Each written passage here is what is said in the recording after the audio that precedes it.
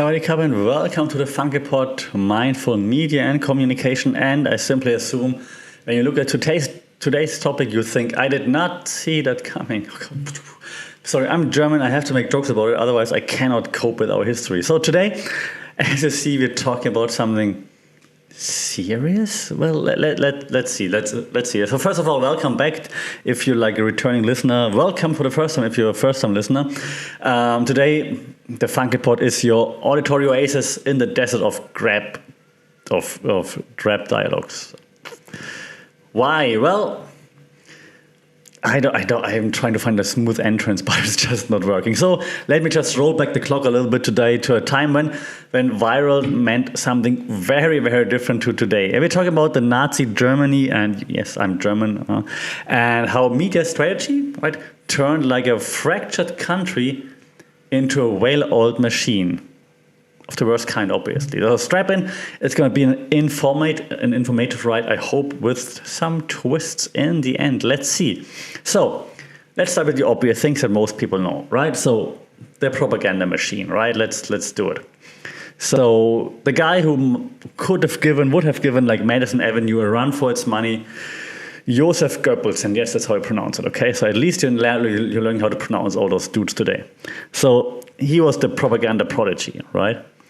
He didn't just disseminate messages, like he engineered like an entire new reality, okay? He cooked up most of the messaging that Nazi Germany was using. And one of the theories that they used, of course, is the hypodermic needle theory, right? The theory suggests that media could inject ideas and messages directly into the passive audience's minds, okay? Because you're just exposed to that media the whole time.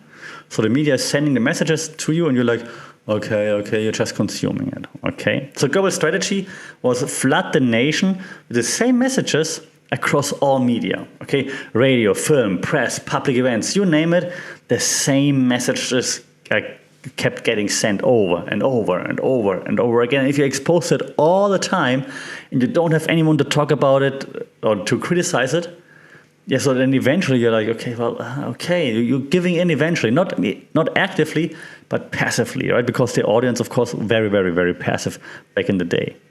Yeah, here's an example. In 1936, the Olympic Games were in Berlin, okay? And it was a showcase not just of athletic prowess, of course, but of a regime's might, right? That's why they did it. And you might know Leni Riefenstahl, and she had the movie, right, called Olympia, that you can still watch. So it was a spectacle designed to impress, one, but also to intimidate. It's broadcasted to the world. Look at how strong we are. Look at how well-oiled, well-organized Germany is, okay? If you fast forward now to today's influencers, right, who like peddle everything from politics to protein powder, right? Hey, James Smith, PT. No, I'm kidding. It's the only PT I follow, actually. They may not be like pushing, obviously, totalitarianism, but the method, repetition, emotion, simplicity, it's eerily similar, okay? So, yeah, Goebbels did all that, and yes, the Nazis have been defeated, luckily, but the way they use the media is still here, okay? And we're still exposed to it. And that's why we have this episode today, okay? You could say like the nation was under influence, if you will, right? Because even if you talk about things like the cinema, right? Like Hollywood had like its golden age, Germany was producing its own hits, okay? Albeit with like a more sinister plotline, obviously. Like, this film's often portrayed like an idealized version of German life, glorifying like the Aryan race, and of course demonizing the others, especially the Jews, right? And here you can see that the cultivation theory, right, posits that long-term exposure to media can and will shape our perception of reality. Okay, so if you all saw where movies that like depicted like a certain group as heroes and another as villains, your worldview would shift accordingly eventually. Okay, so compare that to like the binge-watching culture of today. We may not have like state-sponsored narratives, but algorithms often dictate like a similar narrow view of the world. reinforcing our biases with every single click. Right? Now think about it. Okay. I just realized that I watched like a UFC event the other day, and then the advertising in between was like very like getting you ready to find your right injection. I don't want to say that word, I don't want to get cancelled. But so that's also like a narrative, like what kind of advertising do you see, for example? Very interesting. And that leads me to the echo chamber effect, right? So the Nazis, of course, they were masters of the echo chamber, right? Like radios were sold super cheaply. Why? To ensure that Hitler's speeches and the Nazi news reached every single ear. Okay, so that's why radios were so cheap. There was no escaping the message. Like it echoed like from every home, every pub, every workplace. Turn on the radio, hear Hitler speak. Very smart. And here, this is what we call selective exposure theory, okay? So people favor information, of course, that confirms their pre-existing beliefs. And the Nazis made sure that only the available information that supported their narrative was sent to the people. So of course, then everyone would agree with the Nazi philosophy because you hear it all the time, right? Today, our social media feed, right, mimics this effect. And we follow those that we agree with, let's be honest, block those that we don't agree with. This creates this echo chamber. Again, we might not have state-controlled media, right? But when was the last time you checked the sources of your newsfeed? Probably never. So it's actually worse than state-sponsored or state-controlled media because we give it in like willingly. We're not even forced. We're just giving in willingly. And this leads me to the then versus now, okay? So let's connect the dots, okay? So could the insidious media strategies of the 1930s and 40s find a place in our digital age? That's the question. Unfortunately, the playbook isn't that outdated. Yes, it's been like almost 100 years, but while the costumes have changed, the actors have changed, the script, not so much, and that's frustrating. Yeah, consider another one, the use and gratification theory. We talked about it so many times, right? We use media for different reasons: escapism, validation, identity formation, and so on, right? The Nazis used this to their advantage, providing a sense of belonging and purpose through the media. You're like, oh yeah, they're like me. I want to be like them. That's so cool. Oh yeah, awesome. Let's follow them. That sounds fantastic. That looks so pretty, and so on. And isn't that what modern-day platforms do? That's exactly what modern-day platforms do. Yeah, tailor content to our desires, often amplifying like the sensational, the divisive, right? Either showing you what's super mega awesome or like pick sides right now, right? But that's exactly what the platforms do. It's like the battle for our attention. Every click, like, and share is a vote for the world we want to see. Yeah, collecting data, making our echo chamber better in a sense that it echoes more of what we apparently want. So we see a resurgence of like nationalist ideologies right now. Okay, we see a spread of fake news right now. We see democratic governments playing the tune of control and misinformation right now. Okay, it's not just about one country or one regime. It's a global issue. It's a human issue. And we need to be aware of that. You see how that gets me riled up? Because it's so obvious. So tell people about it. I sound like Russell Brand again.